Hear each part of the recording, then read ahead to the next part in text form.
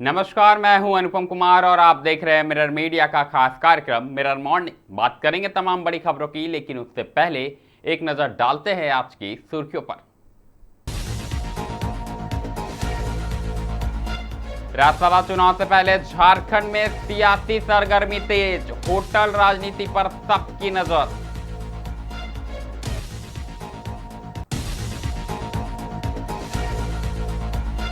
गांव-गांव पहुंचा भाजपा का जनसंपर्क अभियान, मैथन में सांसद ढुल्लू महतो ने की कार्यकर्ताओं संग बैठक।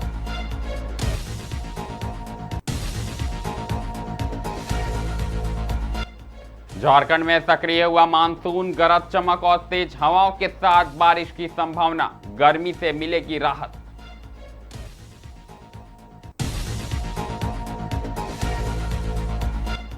टेलीग्राम पर अस्थायी रोक, आगामी परीक्षा और पेपर लीक जांच के बीच सरकार का बड़ा फैसला।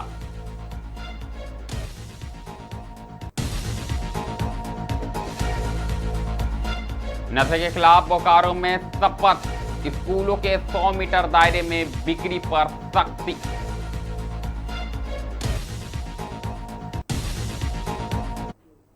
अब बढ़ेंगे खबरों की ओर और सबसे पहले बात करेंगे राज्यसभा चुनाव को लेकर। आपको बता दें कि झारखंड में 2 राज्यसभा सीटों के लिए 18 जून को होने वाले मतदान से पहले राजनीतिक गतिविधियां चरम पर पहुंच गई है। दरअसल सत्तारूढ़ जेएमएम कांग्रेस समेत इंडी गठबंधन, वहीं विपक्षी की बात करें तो एनडीए ने अपने अपने विधायकों को एकजुट रखने के लिए विशेष रणनीति बनाई है। इसी कड़ी में दोनों खेमे के विधायक रांची में बैठकों और चुनावी तैयारी में जुटे हुए हैं।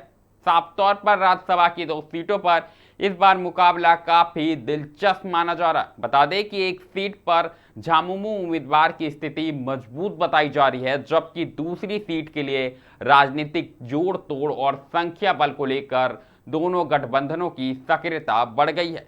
संभावित क्रॉस वोटिंग और राजनीतिक सेंधमारी की आशंकाओं के बीच एनडीए ने अपने सभी विधायकों को रांची के एक होटल में ठहराया है, जहां लगातार बैठकें और मतदान प्रक्रिया को लेकर प्रशिक्षण सत्र चल रहे हैं। वहीं एनडीए के साथ साथ अगर हम इंडी गठबंधन की बात करें तो इंडी गठबंधन भी अपनी विधायकों को रांची में रहने के निर्देश दिए। मुख्यमंत्री आवास पर लगातार बैठकें आयोजित की जा रही है और विधायकों को मतदान की प्रक्रिया से अवगत करा जा रहा। साफ तौर पर गठबंधन नेतृत्व दोनों सीटों पर जीत सुनिश्चित करने के लिए पूरी ताकत झोंक रहा है। इसी बीच बता दें कि राज्यसभा को लेकर बढ़ी सियासी हलचल ने झारखंड की राजनीति को गरमा दिया है और अब सबकी नजर 18 जून को होने वाले मतदान और उसके नतीजों पर टिकी हुई है।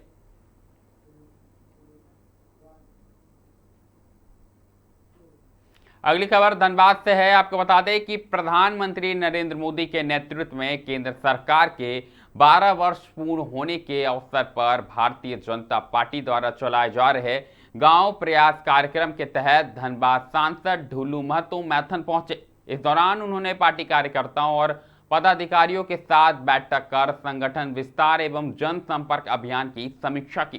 साफ तौर पर मैथन डीवीसी चेयरमैन कैंप में आयोजित कार्यक्रम में सांसद का कार्यकर्ताओं ने गर्मजोशी के साथ स्वागत किया। इसके साथ ही विभिन्न मंडलों के पदाधिकारी और वरिष्ठ कार्यकर्ताओं के साथ बैठक कर आगामी कार्यक्रमों तथा पार्टी की मजबूती को लेकर विस्तृत से चर्चा की गई। बैठक को संबोधित करते हुए सांसद ने कहा कि प्रधानमंत्री नरेंद्र मोदी के नेतृत्व में देश ने विकास, सुशासन और जन कल्याण के नए आयाम स्थापित किए। उन्होंने कहा कि पिछले 12 वर्षों में केंद्र सरकार की योजना का लाभ समाज के अंतिम व्यक्ति तक पहुंचाने का प्रयास किया गया, जिसका सकारात्मक असर देश भर में देखने को मिल रहा है। आप भी सुने क्या कुछ कहा सांसद ने। हमारे भारतीय जनता पार्टी के द्वारा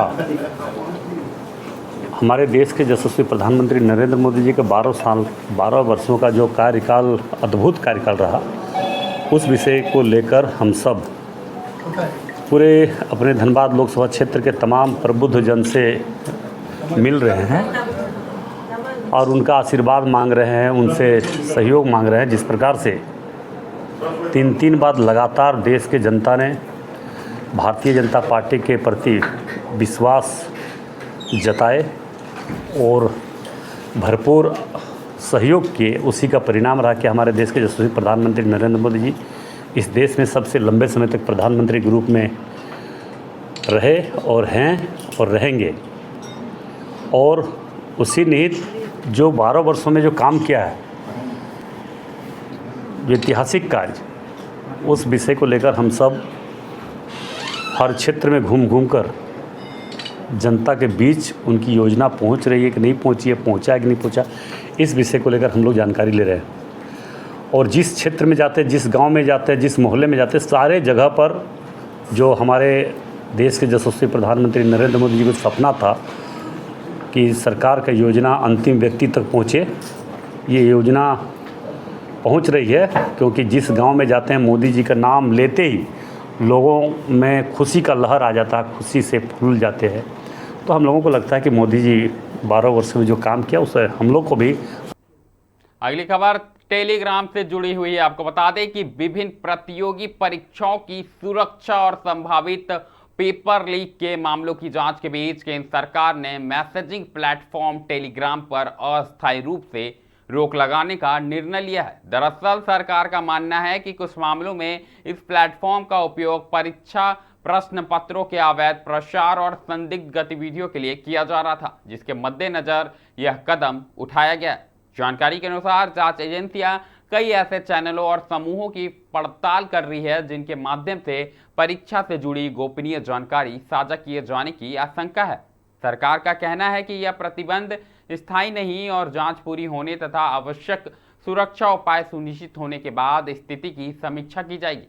इस फैसले के बाद लाखों टेलीग्राम उपभोक्ताओं को अस्थायी असुविधा का सामना करना पड़ सकता है। हालांकि अधिकारियों का कहना है कि परीक्षाओं की निष्पक्षता और युवाओं के भविष्य की सुरक्षा सर्वोच्च प्राथमिकता है। साइबर विशेषज्ञों और जांच एजेंसियों को पूरे मामले की विस्तृत जांच का जिम्मा सौंपा गया है। साफ तौर पर बता दें कि सरकार ने छात्रों और अभ्यर्थियों से अपील की है कि वह किसी भी प्रकार की भ्रामक जानकारी या पेपर लीक से संबंधित संदेशों पर भरोसा न करें तथा संदिग्ध गतिविधियों की सूचना तत्काल संबंधित अधिकारी को दे। रुक करेंगे बोकारो का। आपको बता दें कि झारखंड सरकार के निर्देश पर पूरे राज्य में 15 जून से 26 जून तक नशा विरोधी जागरूकता अभियान चलाया जा रहा है। इसी कड़ी में बेरमो प्रखंड कार्यालय में विशेष कार्यक्रम आयोजित किया गया, जिसमें अधिकारियों और कर्मचारियों ने नशा मुक्त समाज बनाने का संकल्प लिया। कार्यक्रम के दौरान प्रखंड विकास पदाधिकारी मुकेश कुमार ने सभी को नशे के दुष्प्रभावों के प्रति जागरूक रहने और समाज में जागरूकता फैलाने का संदेश दिया। बता दें कि अभियान के तहत सभी स्कूलों और कॉलेजों में जागरूकता कार्यक्रम आयोजित किए जाएंगे, जहां छात्रों को नशे से होने वाले नुकसान की जानकारी दी जाएगी। प्रशासन की ओर से नशे की बिक्री और उपलब्धता पर भी सख्त नजर रखी जा रही है। संदिग्ध दुकानों और स्थानों पर छापेमारी की योजना बनाई गई है। वहीं सभी नियमों की धज्जियां उड़ाते हुए बोकारो थर्मल में झारखंड चौक में मंदिर से 50 से 60 मीटर की दूरी और रेलवे स्टेशन के पास 20 से 30 मीटर की दूरी पर सरकारी शराब दुकान चलाए जा रहे, जिसका कई बार ग्रामीणों और स्थानीय लोगों ने विरोध भी किया था, जिसके बावजूद प्रशासन इस ओर ध्यान नहीं देती है। साफ तौर पर कहीं ना कहीं अब लोगों ने कार्रवाई की मांग तेज कर दी है।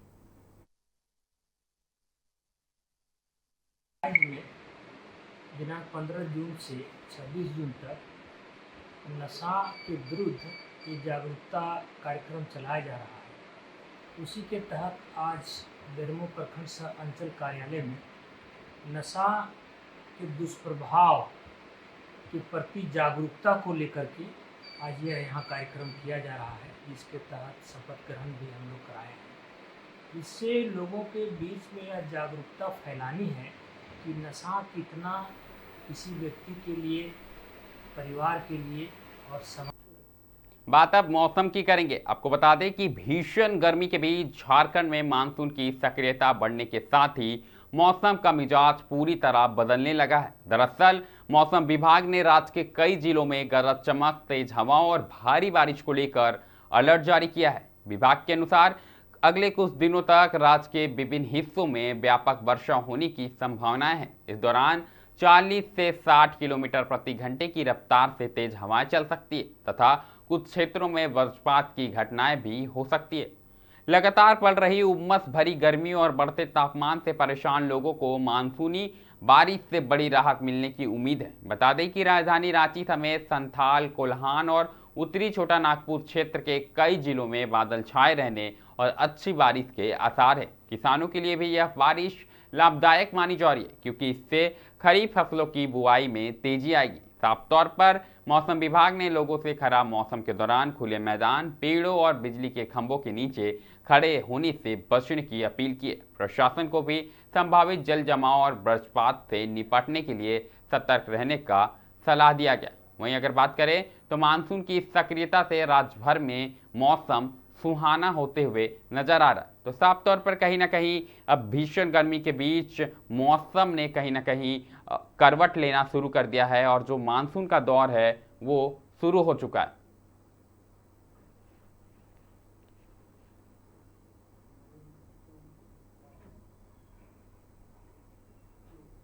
रुक करेंगे गोड्डा जिले का। आपको बता दें कि गोड्डा जिले के ठाकुर रगड़ी थाना क्षेत्र के बनियाडी गांव में फसल विवाद ने खूनी रूप ले लिया। आरोप है कि पड़ोसियों ने 65 वर्षीय मनीलाल मंडल पर लोहे की रोड से हमला कर उनकी हत्या कर दी।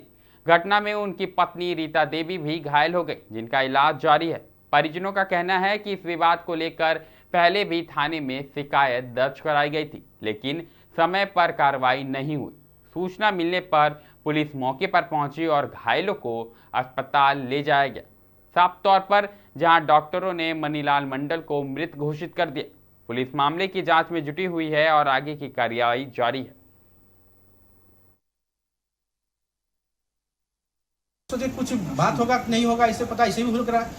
जब हम थोड़ी देर के बाद तुरंत देखते हैं कि धर्मेंद्र मंडल, रतन पासवान, अशोक पासवान, विष्णु पासवान, साजन पासवान और छोटू मंडल, ये सभी लोगों ने घर में घुसकर धारदार जो कहते हैं खंती जो होता है रड, उससे मार के हमला कर दिया माथा पर। जब उस मेरी माँ बचाने आई तो उस पर भी हमला कर दिया, दोनों गिर गए घर पे।